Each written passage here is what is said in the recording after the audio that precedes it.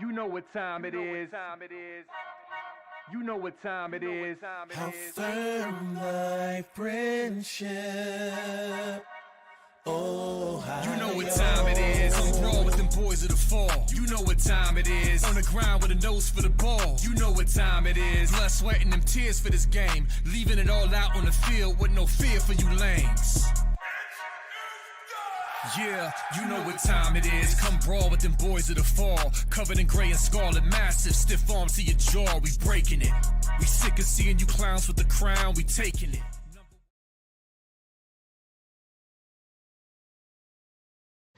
What up, you good-looking national champs? Welcome to the Buckeye Boyz, where we talk about college football with real fans. I'm Devin, that's Mello. Tonight, man, we're excited, dude. We're going to share our thoughts for the first time in the national title game. I got some videos and some pictures to run through, but before we get there, Mello, how the heck you doing, bro? Man, I'm great. Natty season. Oh, we already completed that. We won the Natty. Hey, to all you Team Up North fans still talking about November 30th, we won the Natty. So quiet down. We don't care about November 30th. We're the king of the hill. Yeah, to all those crap talkers, it only costs $20 million to go out and buy yourself a Natty. So if you got $20 million to spend on nil, I would advise you do it. If you don't, shut up, sit back. We bought ourselves, and I don't give a dang what you say. We got a freaking Natty. I'll tell you this. We didn't cheat to get it, right? We won this Natty the hardest way this team could have done it. They did it. They chose, man, I don't want to do it the easy way and just win all these games and get a 1 seed and have a bye. Nah, man. Let's have to beat 6 top 10 teams on the way there. It's just like, golly, dude. But it makes the story that much better. Yo, what up, Maze Madman? Yeah, I know, dude. I had to say the cheating thing, brother. I mean, I have to. You know what I'm saying? That's just... Because, I mean, you cheated. Yeah, brother. I don't know. You guys had a good team. I don't know what to tell you. I don't know why you did it. But anyway, love you, brother. Where we at? All right, so chat, appreciate you guys showing up, man. If you got a second, man, go over to Instagram, Facebook, Twitter, whatever. Share the stream. Help us build our viewers up. You guys have been doing amazing, by the way. We got over 2,000 subscribers now. We got 2,100 subscribers. This blows my mind. I don't know how YouTube works, but we got like over... I think it was like 300 or 400 subscribers in like a 3 or 4 day span. So I don't know what happened, but I'm not going to complain. I appreciate y'all. It's because of you guys.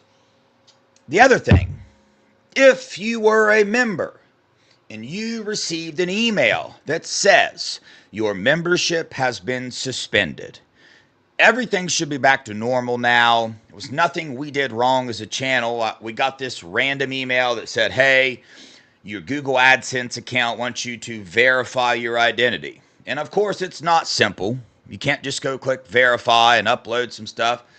I mean, I spent about an hour and 20 minutes working on it today, getting the correct forms from the IRS that we had to, dude, it was wild, but we got it figured out. So appreciate your patience all as well. So we're back to the super chats, guys. Throw a super chat in there for us if you want. We'll get right to it. And yeah, be a member. Only $1.99. That helps a lot too. I think we had some memberships at the beginning. Somebody gifted some memberships, but it didn't show up on our last shows because we weren't... they suspended our account or whatever. But I believe that was Donald and maybe Sean. So I appreciate y'all. Appreciate everybody that supports us. So, well, I got one more little housekeeping thing. Listen, I tried to take really good videos, okay? I'm taking videos with my phone, and I got it held up like this. And in the middle of the video, I'm like, nah, man, I remember it doesn't show up great. I need to turn it like this. So on like 2 or 3 of these videos that I took, starts out like this, goes to this. Your computer screen is not going to auto-rotate on StreamYard. I don't know why I thought it would. So I got a solution. The only thing you need to do during that time is keep your laptop or your phone straight up and lay on your side. And you'll be able to see, it'll look like it's straight. That's all you need to do. Not a big deal. So... But Mello, give me some quick thoughts, man. Take me. What did you do that day? Where were you at? Who did you watch it with? Walk me through that day. I was watching it in the theater room. My daughter was sick, so she watched it with me. And, man, that was an impressive game.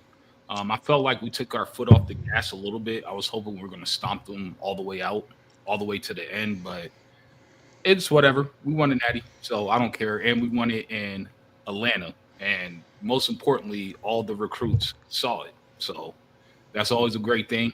You know, ooh, look at that cup. Yeah. Yeah, we definitely took the foot off the gas, man. We went from 16 pass plays, which Will Howard was 13 for 13. Will Howard broke college football completion record. Kyle McCord, anyway. He also broke the college football playoff record, which was 12 for 12. He was 13 for 13 and should have been 14 for 14. Dropped a dime to Travion Henderson, but good defensive play. Trey just couldn't reel it in. But, yeah, so you had a good time watching the game. Sorry to hear about your daughter being sick and whatnot. I swung by afterwards, so I know what's going on. But prayers there, brother. Yo. So, how was your experience? Let's get to that. Bro, it was a blessing, man. It was a blessing. So, this first half, I'm just kind of go through my experience. Mello, if you got any questions or anything, you got something to say. Yeah, let's talk about you getting here, what you did before the game and leading up to the game. Yeah, 100%. So the first thing I'm going to bring up is this picture. I've told a couple people already, this really has nothing to do with the Natty game. Well, it kind of does. But I was in Gainesville with Angie before the game. We were celebrating my birthday, and we went to a nice steak restaurant. I look beside me, and there's Billy Napier, and I'm sitting there like freaking out. Angie's like, what the heck you freaking out about? I'm like, that's freaking Billy, dude. So not that I'm a huge fan or anything like that, but still, when you see a college football head coach and you're a college football fan, it's kind of cool. But anyway, he got up to leave. I said, yo, Billy, who you got for the Natty game? He came over. We chopped it up for a little bit, and he actually picked Notre Dame, which was very surprising. But that's me and Billy, dude. Me and old Bill, man. You can look at him and tell, like, him picking Notre Dame is the reason UF probably had the season they did. I'm just saying. DJ Lagway, if you need a new home, we got a good spot in Columbus. Yeah. I didn't want to say that because we're like best friends now, but I'm just joking. We're not best friends. But I'm going to go remodel his bathroom, I think, so that ought to be a fun time. Yeah. I drove from Gainesville to there. I didn't have my ticket Monday morning when I woke up. I'm like, prices are going to drop. Well, that backfired. Prices skyrocketed. Even 30 minutes before the game, prices were still going up for tickets. So I ended up getting one of those screw-up moments and saying, I don't really give a dang, what the cost is. I'm getting a dang good ticket for this game. So I got a pretty good one. So ended up meeting Nevada and Funky Buck and a couple of their friends and family. Walked in the game with them. They were absolutely amazing people. I got there at 2, walked around. You guys saw my videos of my, interviewing people like I normally do when I go to games. That was fun. Notre Dame fans outnumbered us like 1-10 as far as the tailgating goes outside. So I was getting a little nervous, but that didn't happen inside the stadium. It was about 60 or 65% Buckeyes. But let's get through these videos, man, and these pictures. I'm going to go through them real fast because I want to dive into the game, to be honest with you. So, boom, here I am. This was like in front of my seat. There's the old panoramic, whatever. I found out my phone can do that. That's pretty cool. Supposedly they could do that for a while, but whatever, man. There we go. High State National Champs. There it is. So, let's go down here to these videos. I got in order. Spent some time on this as well. So here we go. Again, I apologize. Most videos are straight up and down. Here we go.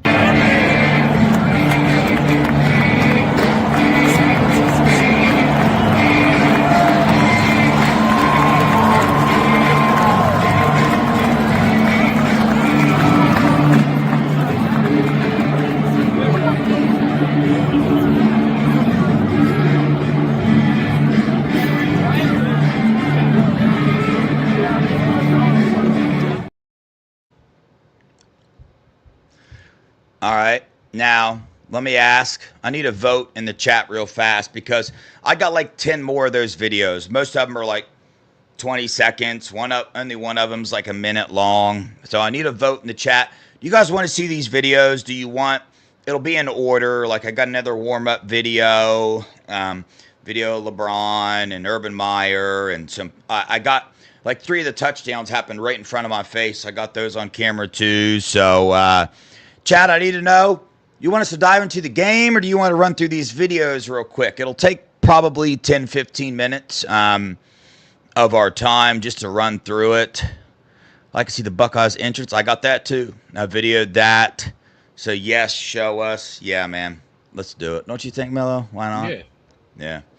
All right, here we go. Give them that feel that they were there with you. Yeah. Here's another warm-up video, 53 seconds long. Let's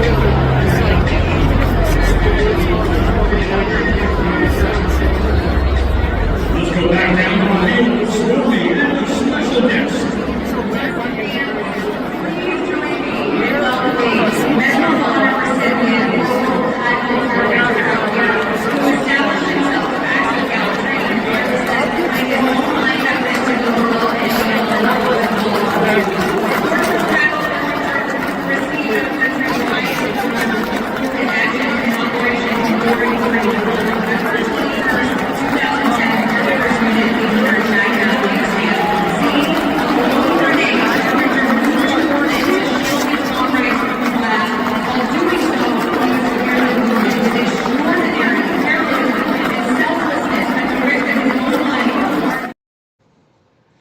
All right.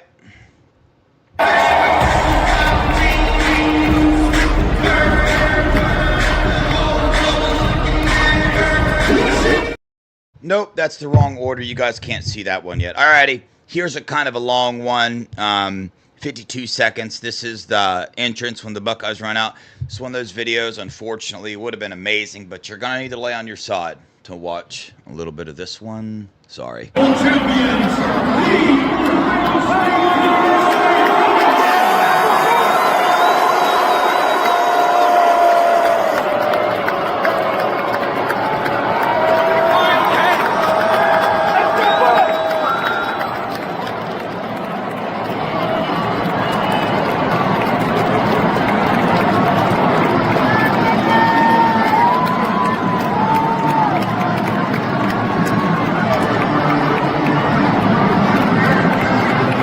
Go Buckeyes!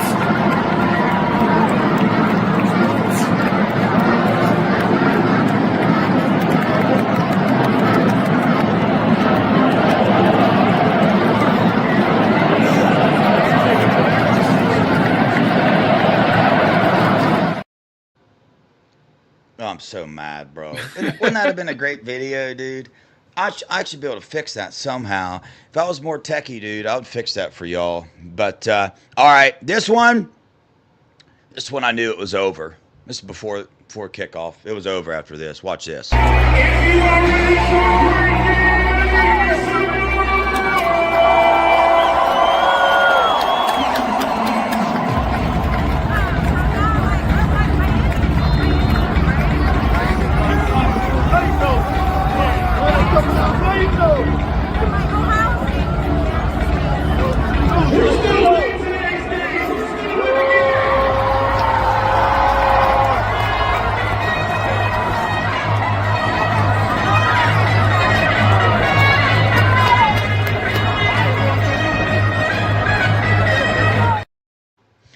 Jack bringing that energy, dude. Captain Jack, he's the man. I'm gonna miss him. I'm gonna miss this team. I'm gonna be honest. This is my favorite Ohio State team, period, by far. I know. Isn't it crazy that, like, even as a fan, we know the team went through stuff, but like the stuff that I've been through as a fan with this team has made me like really, really like this team. You know what I'm saying? Like, went from being so mad at him to being like, dang, bro, you know. That's what you keep pushing through, man. That's life. It's life. I love Ryan Davis preaching that all season long, dude, because that's life. Yeah. All right, here we go. Here's some of the plays. One of my buddies sitting beside me, I got these on video too, but I did the whole sideways thing, so I used his videos instead. But they're real good. All right, here we go.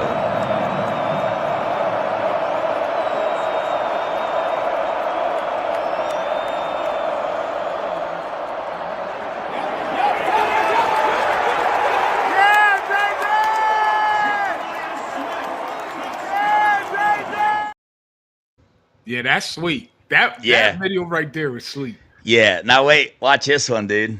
Ready?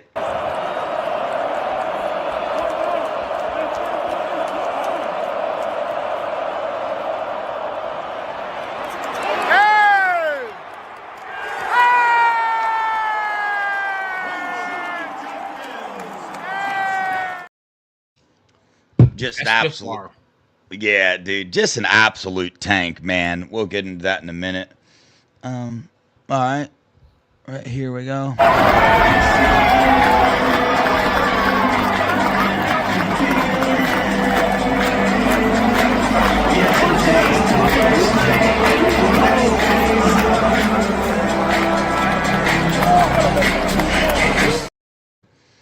Running in for halftime.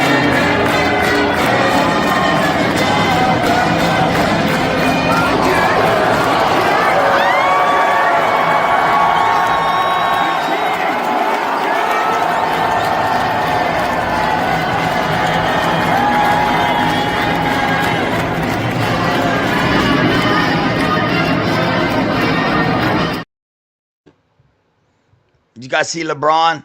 Here's another. Here's old LeBron too.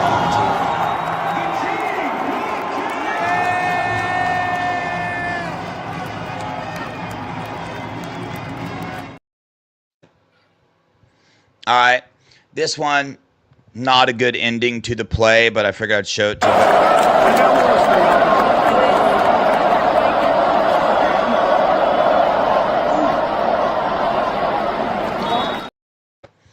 Little physical run there. All right, two more videos. Got when they introduced Urban Meyer into the College Football Hall of Fame.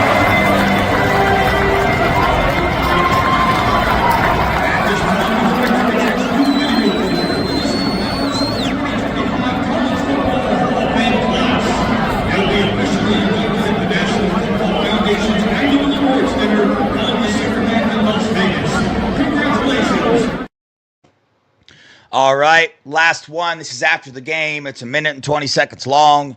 I think I went sideways again. Sorry. I mean, I'm so mad about that.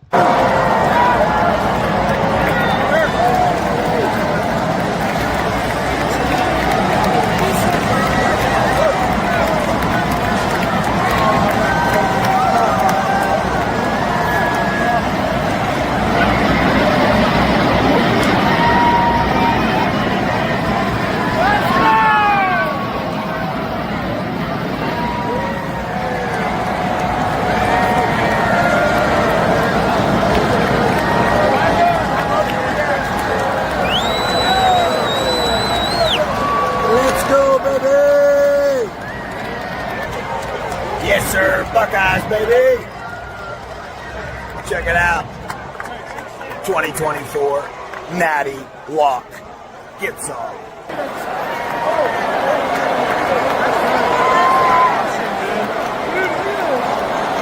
Now it's going. Hey, they made you earn it, man.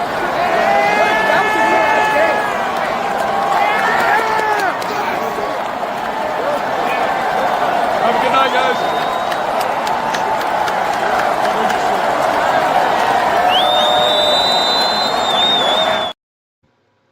So did you guys just see that kid with his hands on his head like that? Yeah. I did something so stupid. Right after that video, I started another video because that kid was so excited he couldn't stop crying. Like a real young kid. He started bawling, dude. His dad was hugging him. It was like, oh man, it would have just encapsulated the season so well to see that reaction from that little kid, because you know how kids are. They'll express their emotions way better than we will, right? But he was stoked. So I sat there and held it for like a minute and 30 seconds, getting that and a few other things. It didn't even hit record, bro. I wasn't even recording. So mad. So yeah, I drank a little bit. Nothing crazy though, but I had to stay warm. So yeah. Well, let's dive into it. There you go, fam. Next year's videos will be better. I promise. I got her figured out now. I know what to do.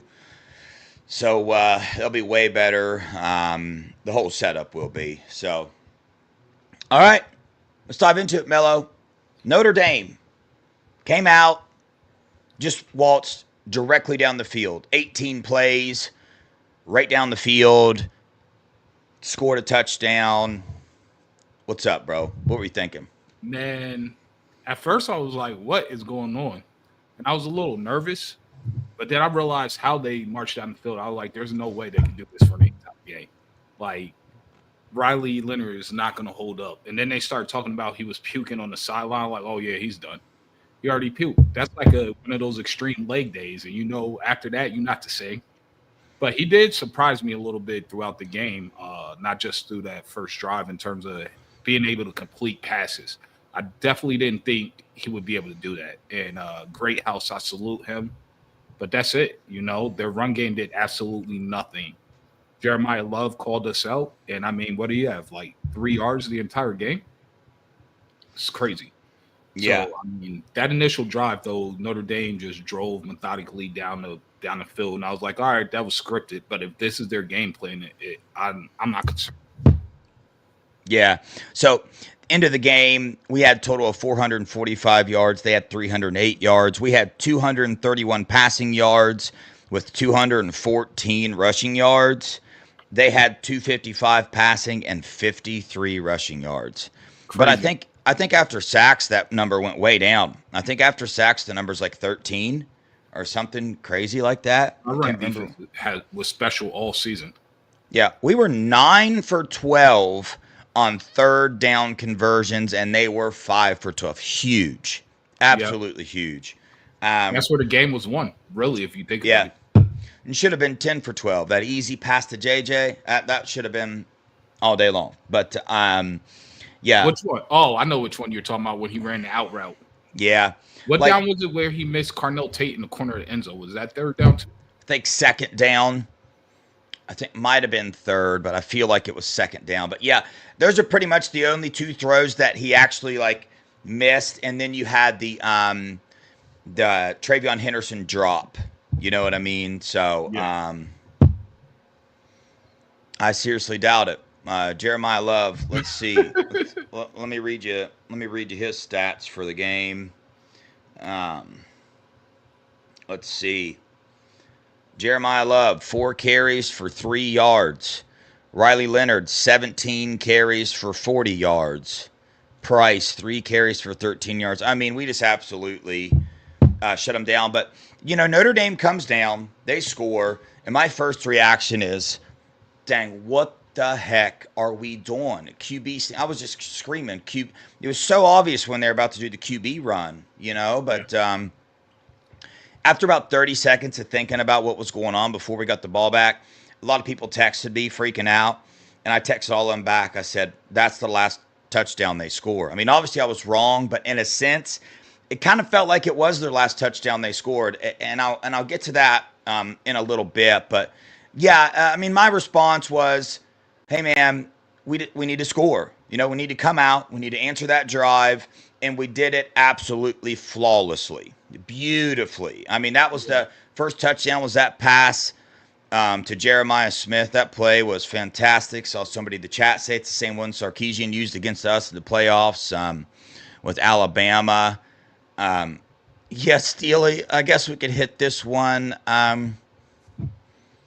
No, we'll just remember that one. We'll get to that in a minute. Emily, we will get to that in a minute as well, but letting them score. But, yeah, so that play down the field, the JJ, and then after that, our defense wasn't playing. We just absolutely shut them down, dude. Now, one other thing I said, and I might be crazy here, but before the game,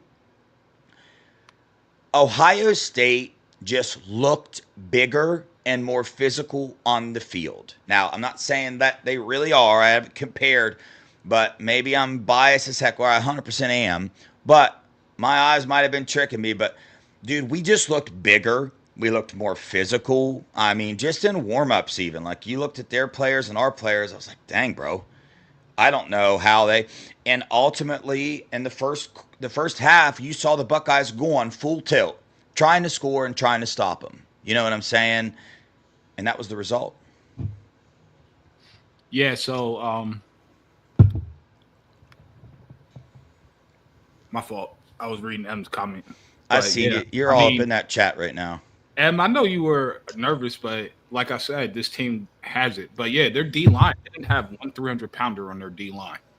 I think their heaviest defensive lineman was 280 pounds. So, I mean, they play hard. They fight hard.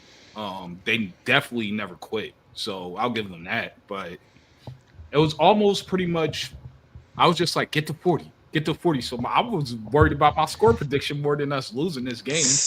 I was sitting here like, man, I hope we get the score prediction right, because I was taught me, Ari, and Andy Staples got into a little back and forth on their show, because they were saying it was going to be like a super tight game and really close, and that Notre Dame was going to score well over 20. And I was like, they're not getting over 20. They did get over 20, but I wanted us to get 40 so I could go back on there and be like, score prediction.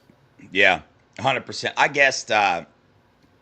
guess 34 to 10. I got the 34 part right. Yeah. But they scored 23 points. But yeah, I mean, after what we did on defense and that, like going into halftime, it was 21-7, feeling very comfortable. Then we come out, we go right down the field and score again. You know, and then what I saw from where I was sitting, now I have not watched the game again. I have not went back and watched film, but just my very untrained eyes, a little bit trained, but not much. Ohio State took their foot off the gas on both sides of the ball, right? Because, I mean, we went from 16 passing attempts in the first half to 6 in the second half. So that tells you what we did on offense, right? And that allowed Notre Dame's offense to be on the field a lot more, and our defense to have to take way more reps. And then for me, I gotta go back and watch the film, but I just felt like we changed defense up. We went more to prevent. I saw our DBs take a couple steps back, safeties taking a couple steps back, you know, so maybe it's just me. I got to go back and watch film. That's just the feeling I got. Like we took the gas off. But when you're up 31-7, man, I don't know. That'd be hard. But that's the one thing I said about Notre Dame before the game. I said, if they win, it will be, right, another reason minus Ohio State giving them the game, is that they're not going to give up. They will play the entire time. So, Buck65 said, tell us about Nevada Buck. Is he a cool dude? Is he ugly? And that's why he don't show his face on scoop. So he doesn't know if he's ugly. Yeah. First off, I know you're not trying to date him, bro. Yeah. I was texting Funky Buck like the whole before the game, trying to find tickets and whatnot, all the other stuff. And he told me where they were parked. So I parked close to there, and that's where all the tailgate was going on anyway. So that's where I went to. He told me when he was there. I went and met him, and then he took me over to where Nevada Buck and the rest of Nevada's family was. They were awesome, bro. I was just gonna like meet them and then go my separate way. I didn't want to be that weirdo that just kind of like.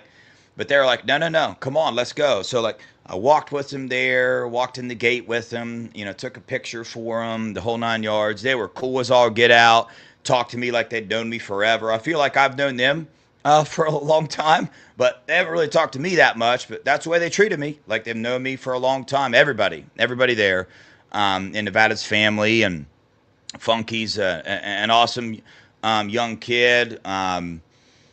Really cool, man. Really excited about the Buckeyes. The second we got in that stadium, boy, he just started with the OH. Just screaming, dude. I got pumped up. I was pumped about it. So, amazing people, man. Truly, honestly, for real.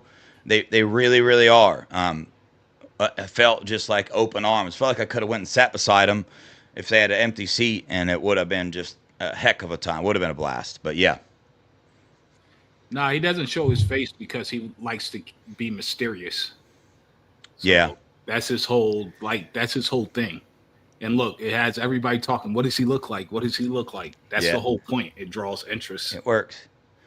And let's be honest, man, some people just like their privacy in today's day and age. I mean, if that's his reason as well, that's a perfectly good reason. I don't blame him at all, man. People are crazy out there. You never know, I'm not gonna man. lie, that's actually part of the reason I was like, I don't know if I wanted to do this initially. Yeah, I didn't know if I wanted to give my name, like my full name and whatnot. Just, I don't know, freaking out That's about why I did Mello.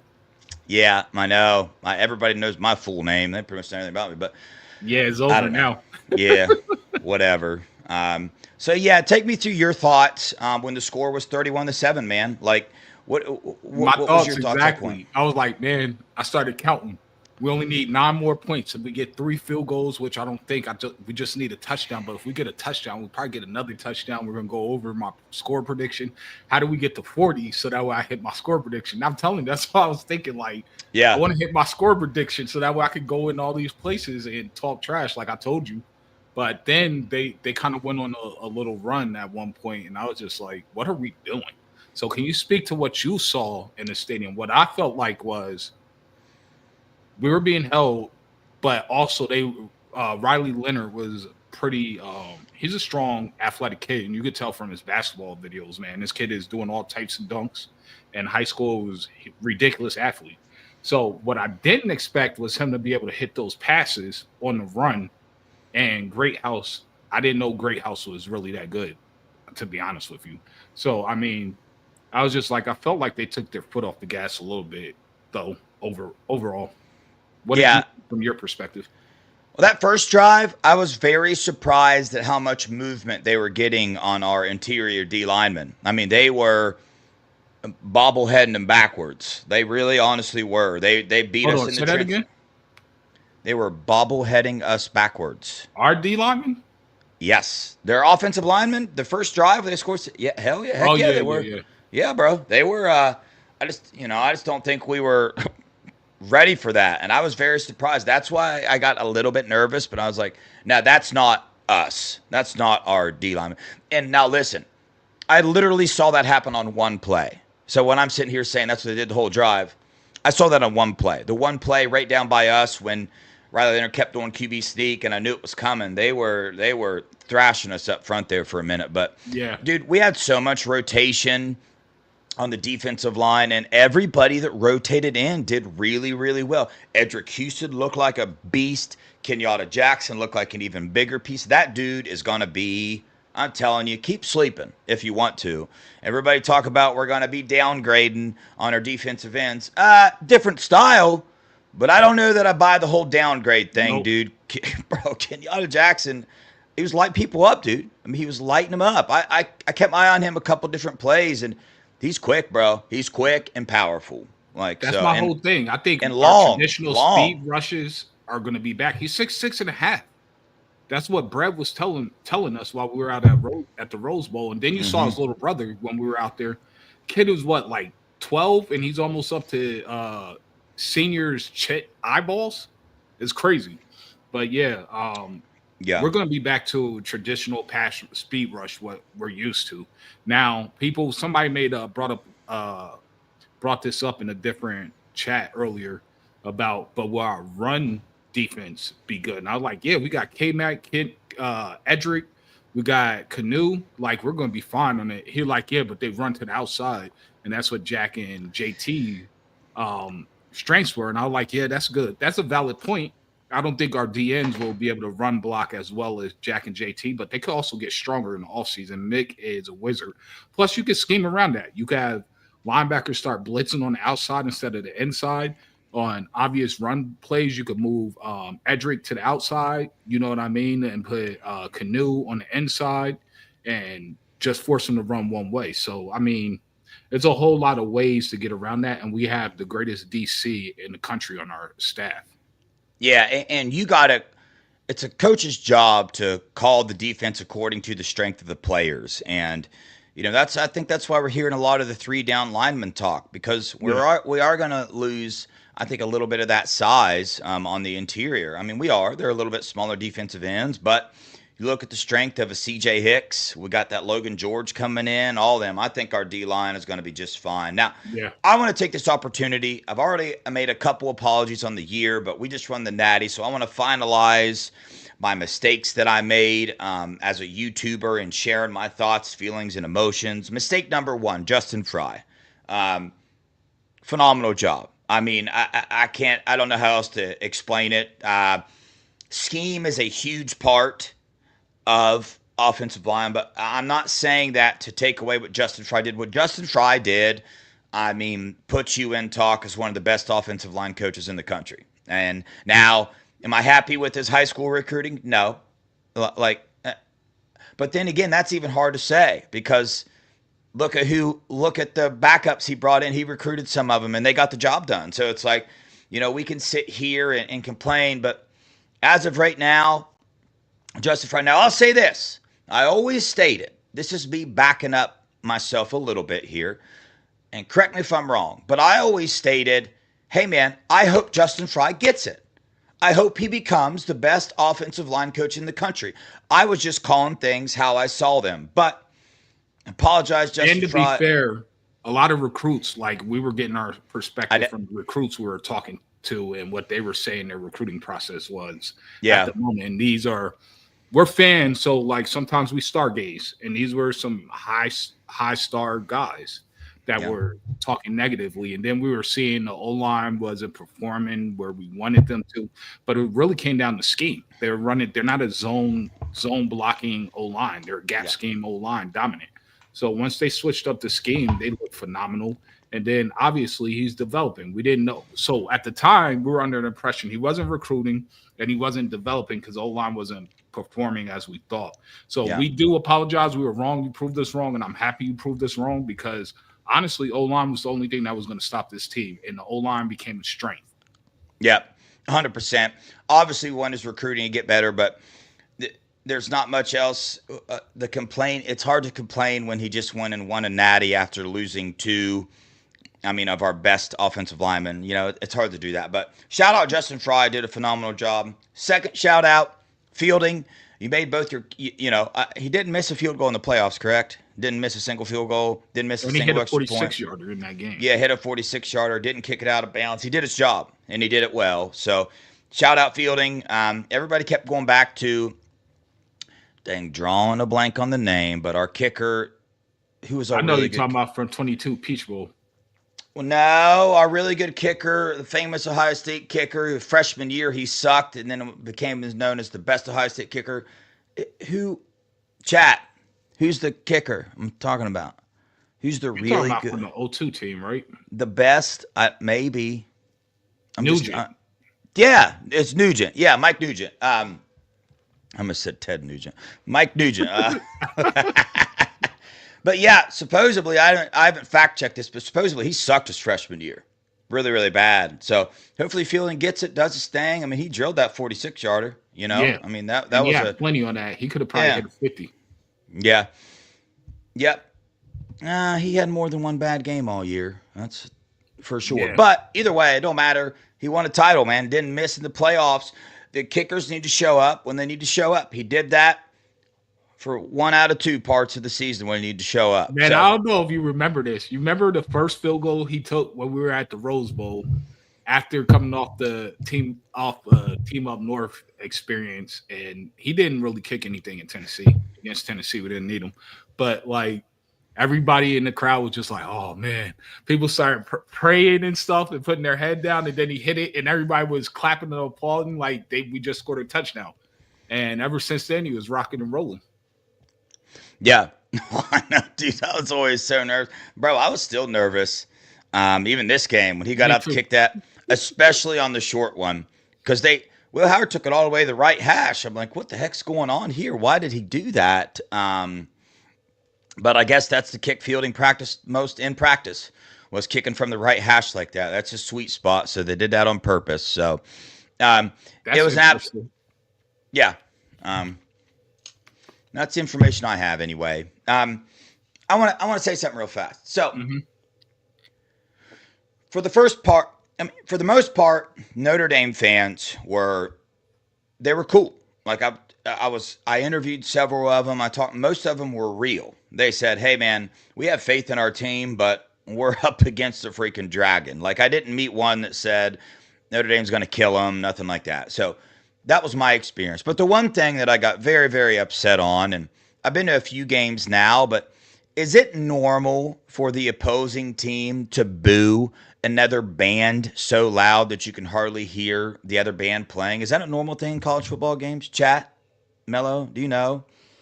Because all the ones I've been to, I haven't heard it. I haven't seen that, but you've been to more college games, especially on the road. I mean, in Oregon, when our band went out, there was no booing. I mean, dude, when our band came out to play, Notre Dame fans starting "Let's Go Irish," they started chanting that so loud that I was right by the field too, could hardly hear them. Emily said Tennessee did it. That just aggravated me. It made me. I just annoyed the crap out of me. And in that moment, I hated Notre Dame fans. And there is that side of them.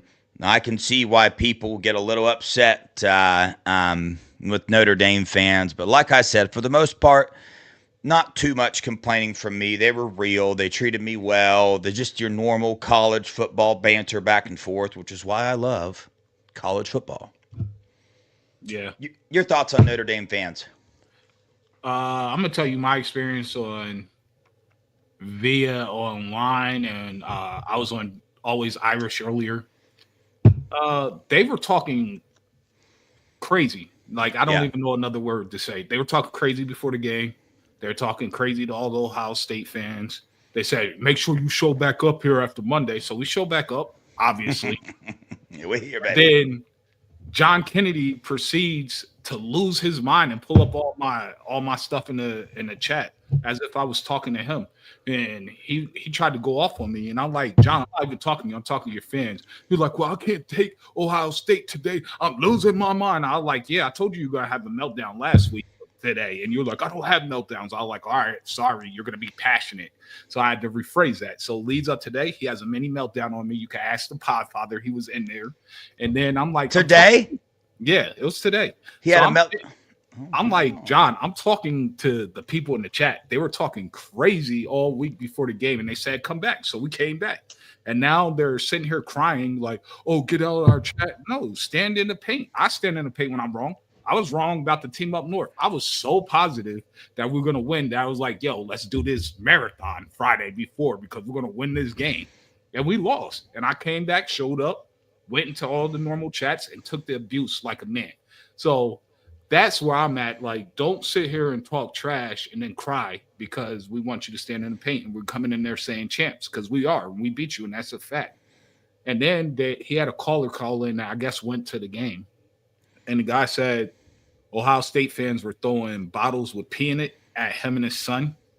And then he said they were peeing on the Irish statue. And I'm like, "Statue? Y'all brought a statue with you?" I doubt it. Like, I felt like he was just straight up just making stories up. And John was falling for all of it and everything. So I'm going to tell you the truth. I know one of their running backs that played in the Natty, who's starting running back, Theo Reddick. He went to my high school, a few years younger than me. Good dude, great kid.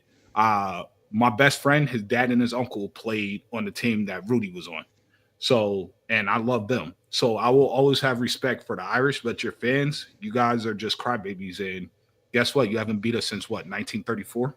And it's not going to change anytime soon. And I to know where Lou Holtz is. Yeah, what up, Lou? Everybody's got different experiences, like I said. Now, my experience online with them was not good. I mean, they were trolling us the whole time. It got wild. But like the people I actually met in person, face to face, they're pretty cool and pretty real about it. But it was a good time, though. But I love the way, because before the game, I watched some film on Notre Dame, and me and you talked about it. And one of my crazy predictions for the game was Ohio State would have 250 yards rushing. They had 214. Yeah. They had 214. I just had that feeling that we were not going to have any issues at all. And to be quite frank with you, we did not. I mean, some of the zone stuff, we're stuck on that a lot of the times. We did better on that this game. And I'm still not the best at during the game differentiating like zone from counters and all that stuff. When I see pooling guards into, I think counter, right? When I don't see any pooling, I think zone. And I saw the zone plays didn't really go too awful far. I saw some counters go far, but whatever it was, we rushed great. Will Howard turned up with the rushing. I love seeing that, man. After some of the runs he had this year of his tripping, and we went through the old Will Howard could run 22 miles an hour, and we got pretty hyped about his rushing ability. Well, we saw it unleashed this game. I mean, dude, he was a bulldozer, man. An absolute bulldozer. So why do you think they did that in the second half? I think they rushed him 16 times in the second half. To protect the ball, because I do 100%. I do not think they were trying to score. I think, and that's what upset me. I think the number one thought on their mind was time on the clock. Still obviously trying to score, but before, like, why take a shot down the field and risk a turnover or an interception when you're up 31-7? Like, think about that. It's the third quarter. The score is 31-7. You're the head coach of a football team, right? The only thing that can get the other team back in the game is turnovers. That's it. Yeah. There's nothing else that can get them back in the game. That's it. How do you eliminate turnovers?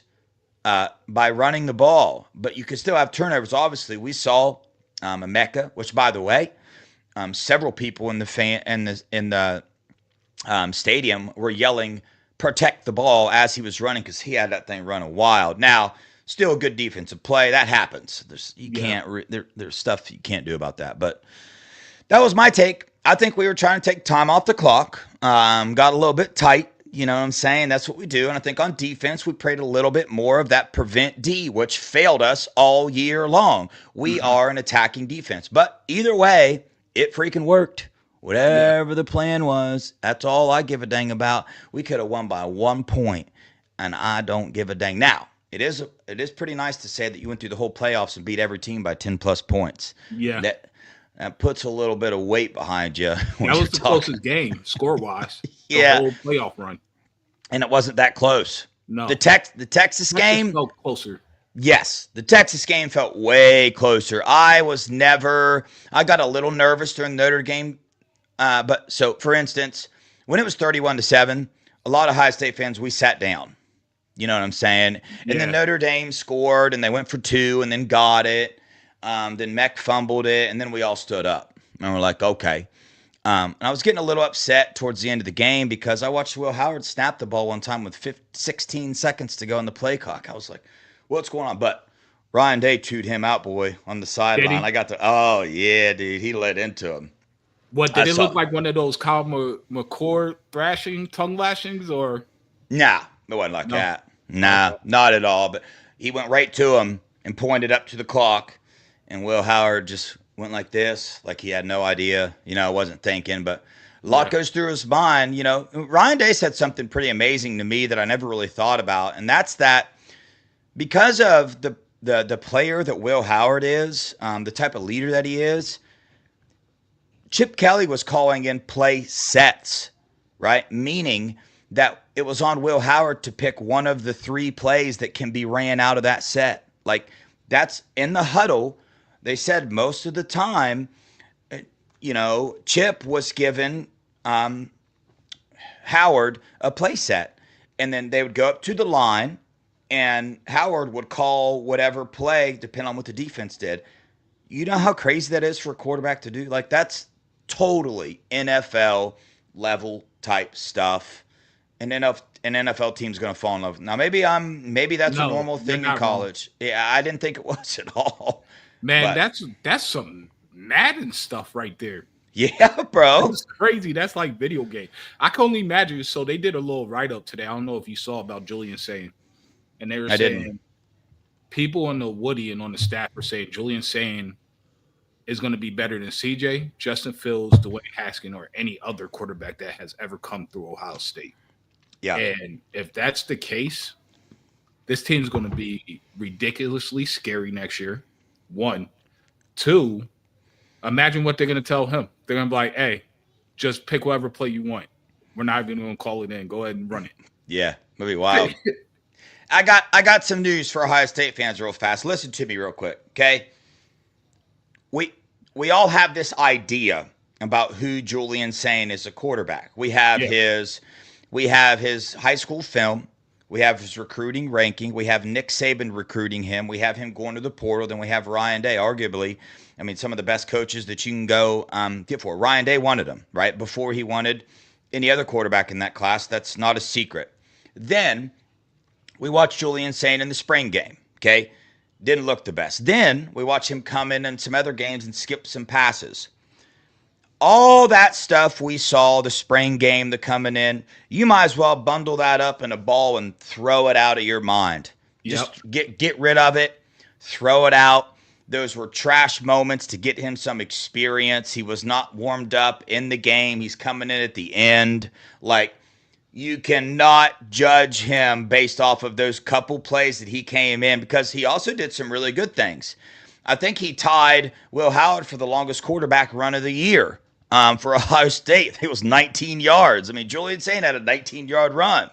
So he did some good things too. So I think that's what has a lot of Ohio State fans held up, is watching him come in and skip some of those passes. And now we go on this, well, he's not big enough and all that stuff. Bruh, let's take the physical part and just it's Ohio State, bro.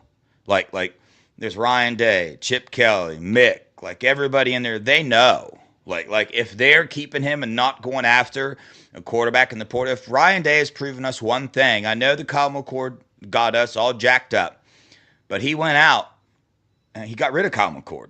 He did what he needed to do. So Ryan Day is going to do what's needed to be done to win a national title. He proved that this year. He absolutely did. Yes, he did.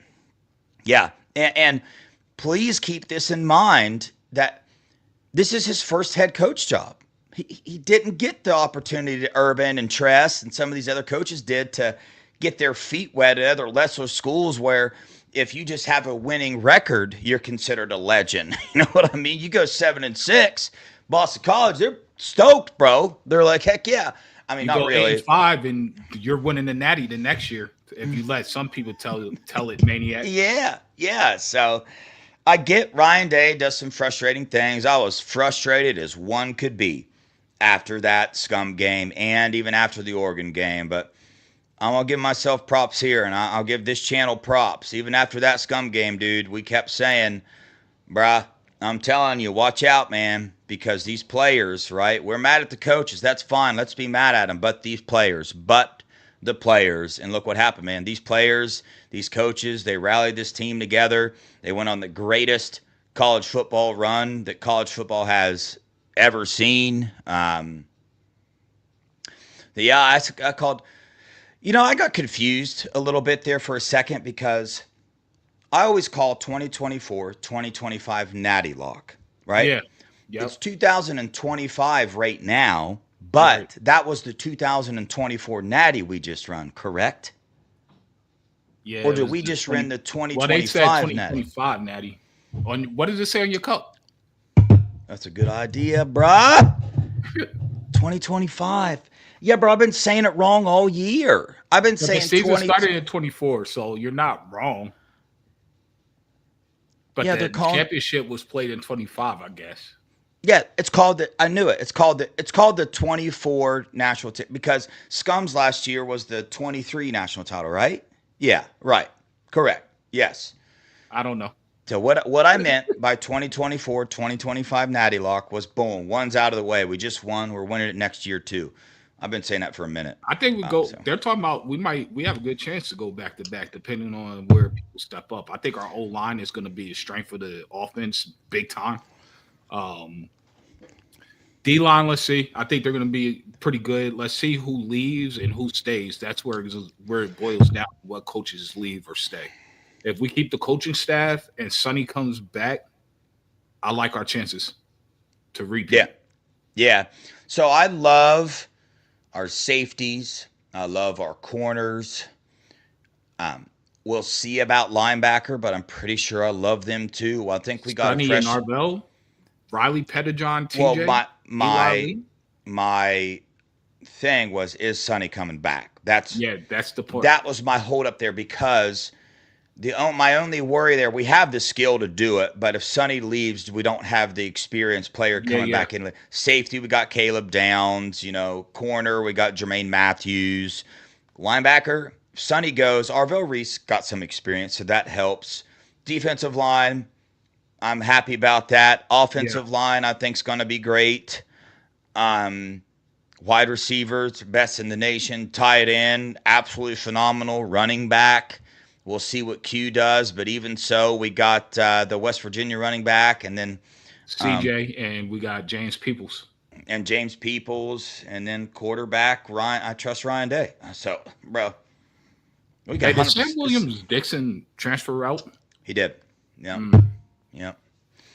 He's gone. Jim Knowles is not going to Oklahoma.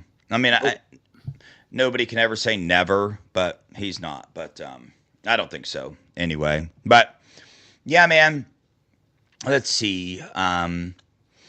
Dude, that third down call to pass to J.J. Smith, that long pass, everybody saw it coming. The second I saw that safety go down everybody was pointing, saying that. You watch JJ, like, look at the sideline, then look at over there, and you could tell in JJ's mind, he was like, are they really doing this? You know what I mean? I would like to tell myself I saw him laughing through the helmet, but but he was laughing on the sideline. We could see it. Like, he went over to Brandon Ennis in a little huddle, and he was like, I hit him like this, and they both laughing at dude and showing the route he ran on him. Yeah.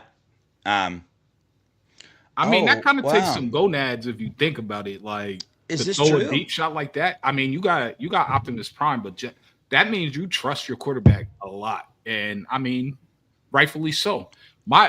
This is what we missed in terms of the running backs. I hope that they could pick up the blitzers as well as Trey and Q did. Because people don't realize how huge that was, how many plays we got off just because they picked up the blitz correctly. 100%. Real fast, I guess Sam Williams-Dixon is staying. Thank God. Yes, sir. Yeah, that's pretty cool. But let's do something real fast. So, let's talk about Will Howard.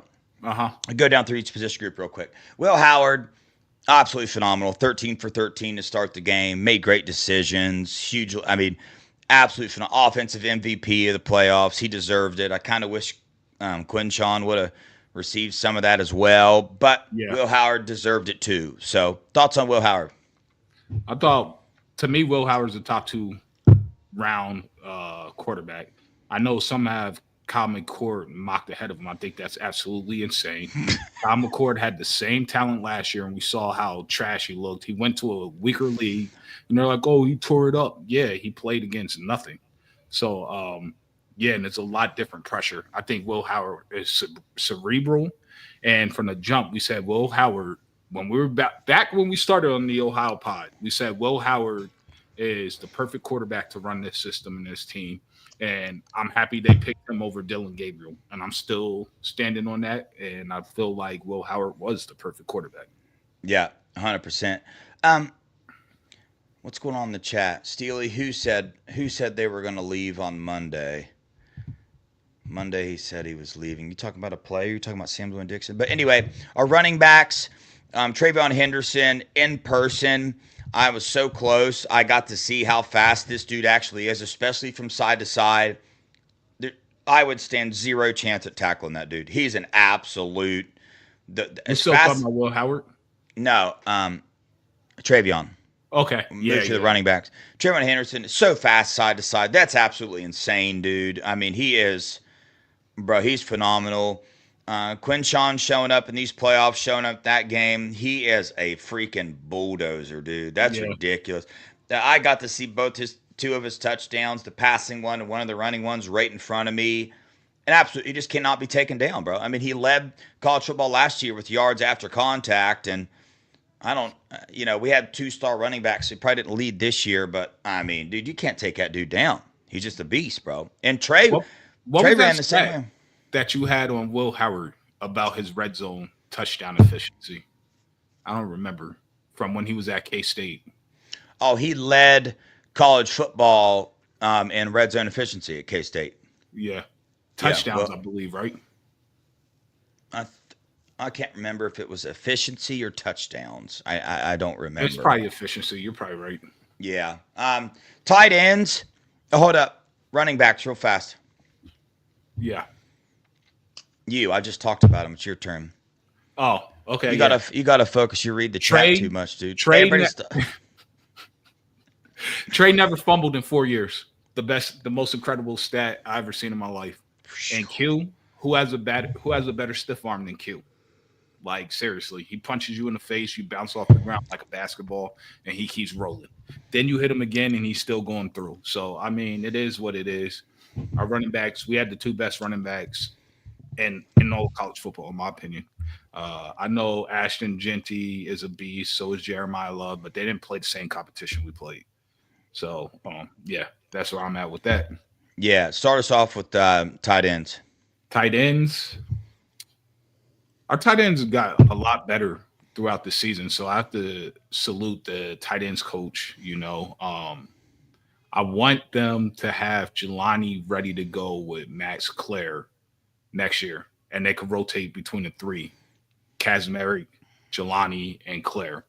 I think Clare is going to be tight end 1, but if Jelani pushes it hard enough that they're like, maybe Jelani's tight end 1, then I know like our offense is going to be unstoppable again next year. It'll probably be better than it was this year, to be honest with you. So in the game, I feel like they did their job. They blocked. G's always done whatever needed to be done, whatever's asked of him all season. His growth at tight end has been tremendous.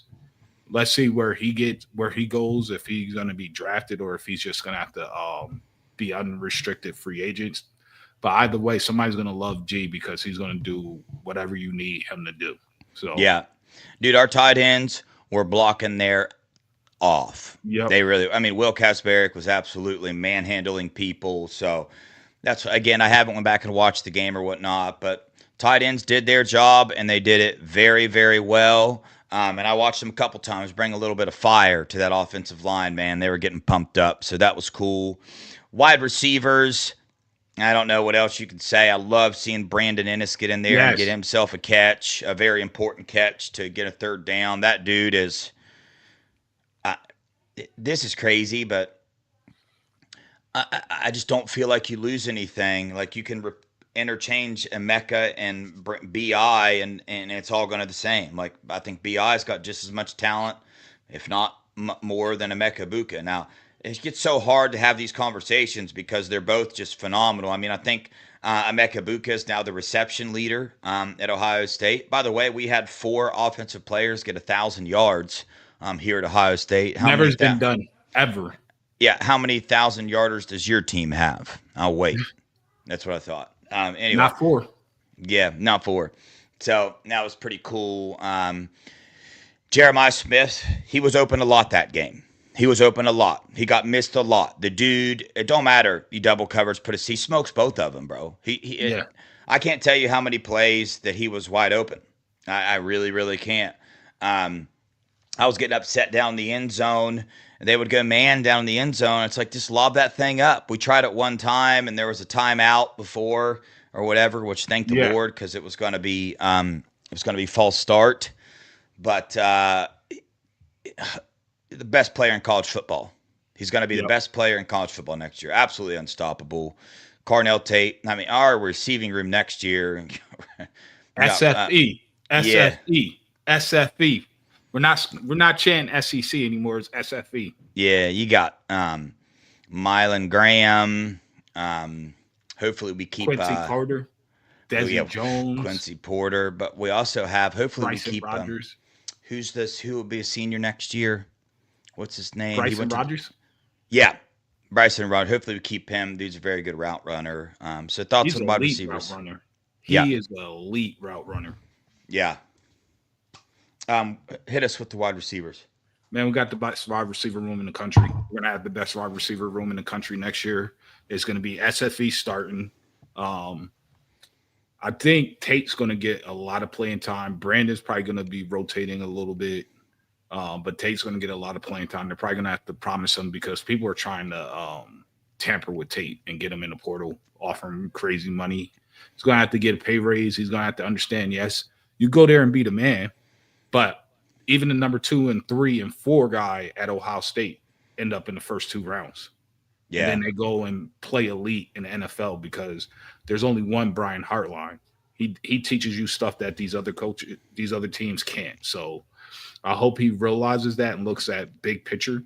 I mean, everybody had to wait their turn. Marv had to wait his turn. Garrett had to wait his turn.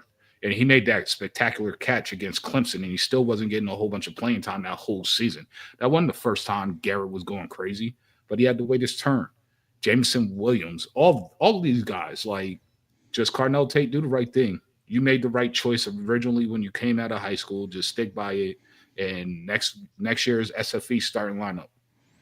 I personally think that people are just feeding off of this so bad in a negative way. I don't think there's any shot in a million years, with what Carnell Tate has been through with this team and the brothers on this team and the coaches. There's no way. I just don't. I agree. I don't believe it. There's going to be so many other storylines that are brought out. The Jim Knowles Oklahoma thing. I mean, they haven't even met. Jim Knowles hadn't even talked to Oklahoma, right? That's, agents playing games. There's going to be more of them, but our defensive line, I loved watching the rotations come in and out. Don't feel like we lost much. Tyleik Williams is in. Our entire defensive line is going to the NFL. Yep. And we're going to replace them with NFL defensive linemen. So we got to get that through our heads. I see a couple people worried about it. I'm not worried about it at all. Defensive line. No, I'm not worried about it at all. Like I said, Edric and K-Mac are going to be monsters, period. Edric Houston has 7-foot wingspan, arm length. Yeah. Nobody's getting hands on him. A guard, they're normally shorter. He's going to, and Coach Mick's going to have these boys gaining weight. And that's another thing with Julian saying. They're talking about Julian saying they're trying to get him up to 215 plus by next season, by August. They could do that very easily. And you're going to see. You're going to see it. You're going to see the same thing with the D lineman. K-Mac and Edric are going to get bigger. They're going to get stronger. So is Canoe. I mean, we're going to be good. Yeah, 100%.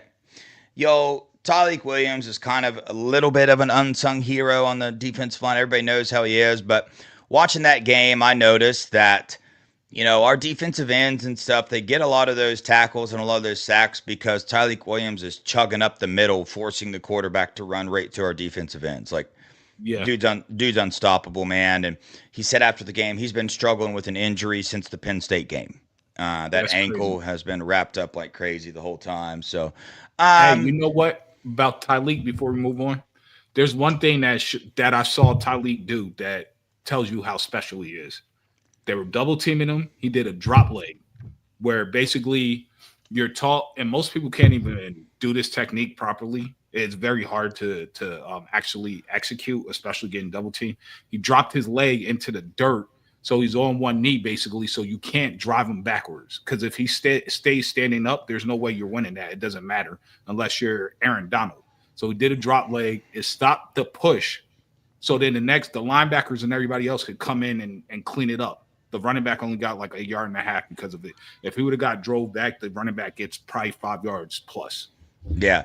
That just tells you how special he is. And you can look it up. You go on YouTube and type in Tyleik Williams drop leg Notre Dame. Yeah. You see what I'm talking about. He's absolutely phenomenal. Our linebackers, dude, shout out James Laurinaitis for what he's done with this linebacker room. Not going to lie, looked a little rough at the beginning of the season. With what they asked Sonny Styles to do, it was a very difficult transition to make. James Laurinaitis, Cody Simon, and absolutely been playing lights freaking out. Didn't he get defensive MVP for this game? Yeah, he did. That's what I thought. Sonny Styles might have played one of his game too. Might have played one of his better games of the season, but absolutely ridiculous. So Arvell Reese come in for some plays as well. So linebackers did their job, got way better. Way better. You look at this. That's the part right there. that for me that sums up the linebacker room. To me, James Laurinaitis is going to be considered what LJ is to the D lineman at the linebacker position. Even though he's going to leave the linebacker position at some point and be a DC, but he'll still always work with linebackers. I just get that feeling. He's going to be the GOAT of linebacker coaches just because of, you got to think about it. He's coaching kids that are like 10 times more athletic than he ever was. And you have to think about how successful James Laurinaitis was as a player. He's still the all-time leading tackler in Rams history. That's an NFL team. That's like some gold jacket stuff right there. And for him to be able to do that, that means everything he had to do had to be almost perfect. His technique, his read and react, his just IQ in general has to be perfect. So he's putting all of that into these superior athletes. If I'm talking to the recruits out there right now, if you happen to watch this, maybe Tyler Atkinson, why wouldn't you want to pay for James? I know UGA's after normally gets all these elite linebackers, but if you look at UGA's linebackers this year, I don't think they outplayed our linebackers, and our linebackers got better every game. Sonny Styles' first year playing linebacker. Look at his first game to the championship game. Look at the improvement. Where do you see any linebackers improving like that as a group across the country? Nowhere. We have the best coaching staff. So I don't understand if you're a lineman and you saw what Justin Fry just did with this O-line. You saw what James Laurinaitis did with these linebackers who are both of them were first-time starters. You got to be out your mind to say no to that. And you know the NIL is good in Columbus. So, I mean, if you're a recruit, and you're an elite linebacker, Columbus, Ohio is waiting for you. You got to be ready to grind and work, though. Yeah, 100%. Last position groups are DBs and our safeties. I see people talking about who's replacing Hancock. As of now, that will be Lorenzo Styles, but whatever the coaching staff wants to do, I trust him. We got so much talent in that secondary. We got Devin Sanchez coming in, who is a lot of people are talking about J.J. Smith type vibes with him. I can totally see it. We don't want to put expectations like that on a young man like that, but we're not knowing, that's what the players with knowing his family and seeing his film and all that stuff. The dude can handle it. The dude's a freak. So we'll see what happens. Speaking of linebacker real fast, I saw Steely said in the chat, best linebacker class signed in a decade. I would have to agree. This linebacker class coming in, watch out for some of these freshmen to get some playing time as well.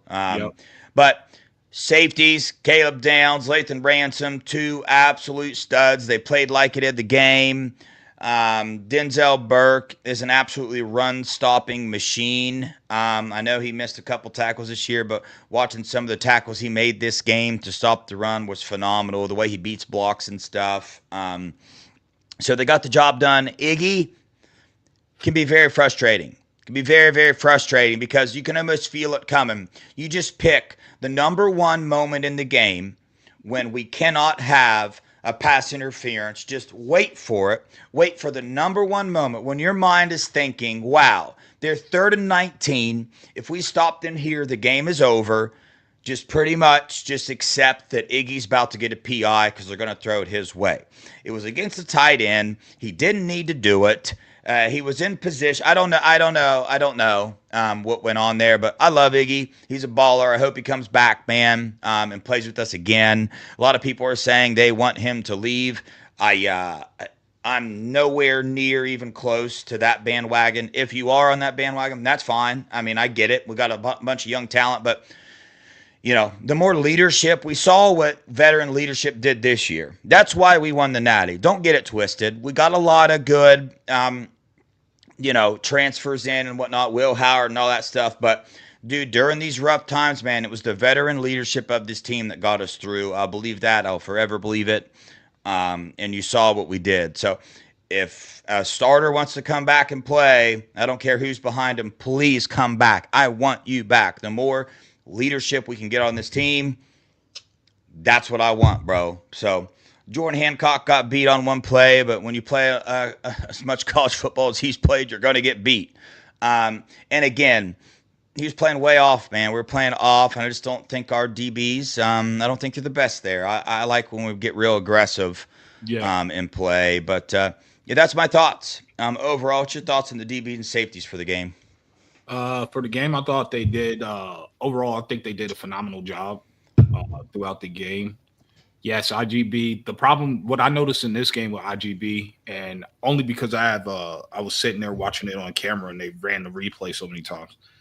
IGB, when he got beat on that PI, is because he got flat-footed. And it's something that I tell my daughter all the time when she's playing defense in soccer, and that's a constant, rapidly moving sport. If you stand flat-footed, you beat. It's over. Like, these athletes are too good. It's too close for you to be flat-footed. So he got caught flat-footed, and once that happened, he was already beat. So he did pass interference the first time. Second time, I think that was just a little questionable. To be honest with you, I probably wouldn't have called that, but the first time for sure. Personally, what I think Iggy should come back. I personally do. Not because I don't think he'll get drafted. I think he would. I think he'll be a later round because of all the PIs. But he needs to clean some of that up. He needs to work on his head around. He has fluid hips. He's athletic as all get out. And honestly, if he works on just getting his head around, he could have double-digit interceptions in a season. So, like, if I was him, I would come back. But then again, you got to read the room. Like, I would love him to come back. We're going to see, man. I think our DB room depth is elite. So if he comes back, I think we will be number one DB room again. So, in terms of safety, Caleb Downs is the light skin Ed Reed. That's enough said right there. He's going to be one of the greatest safeties in of just football in general. Lathan, the hardest hitting safety in college. He just kills people. He crushes people. He was crushing Riley Leonard the whole game. And we're going to replace him probably with Jalen McClain, in my opinion. You saw how he played when he got his limited run. He was breaking up passes. He was everywhere. He has great hard hitter. Yes, he's a hard hitter, but so is Malik Hartford.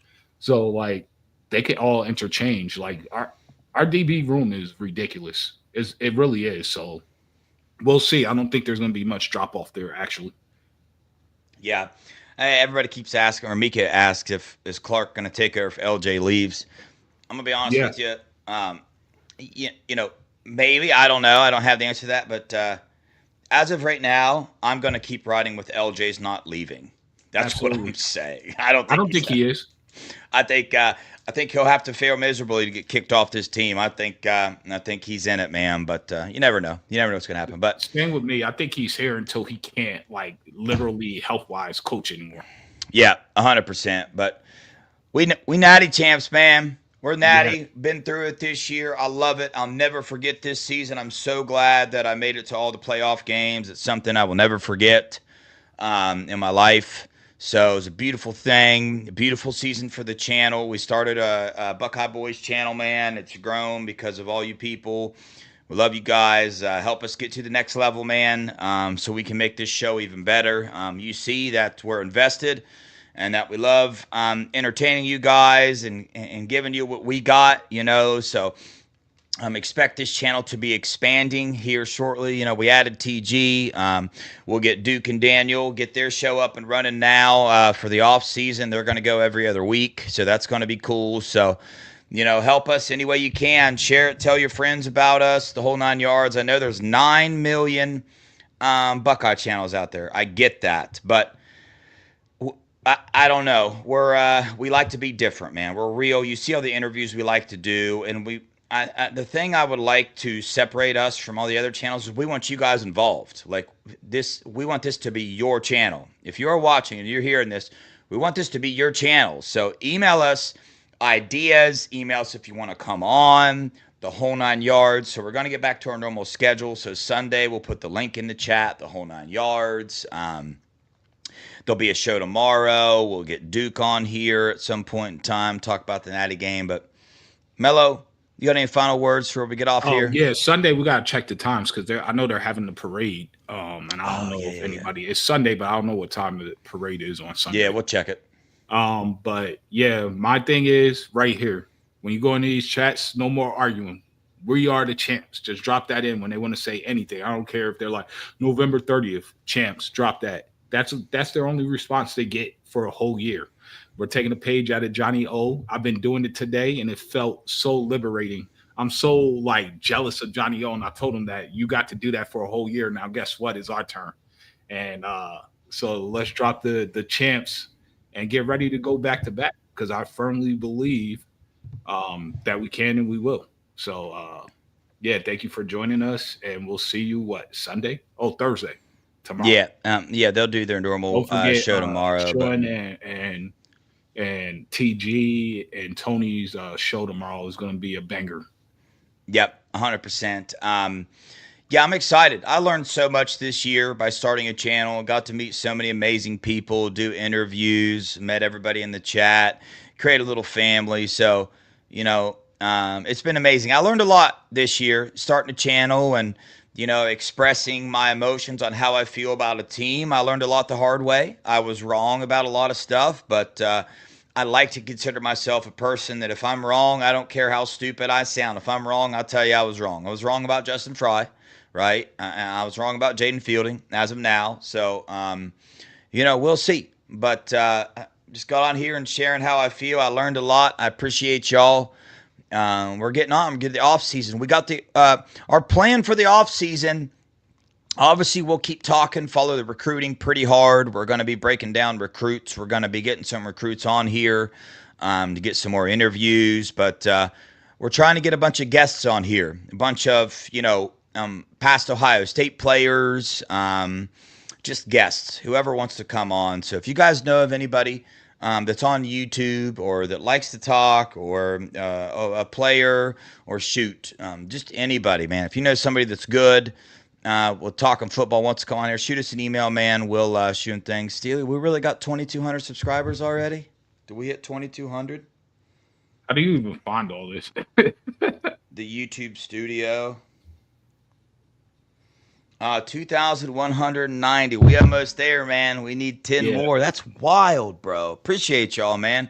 Y'all are awesome. You're amazing. Stay tuned for hit that alert bell, man, so you can know when we're coming on. But we're changing our shows to, we'll probably go 8:45. We'll go 8:45 every night, and we might move it back even further if we need to. But so it'll be hopefully the last show of the night for you guys to sit down, sit in bed, get on your phone, turn on your TV, and just listen to our annoying voices talk about the Buckeyes. So on that note, we appreciate you guys. We love you guys. Go Buckeyes. 2024 Natty Champs, baby. OH. IO Champs, baby.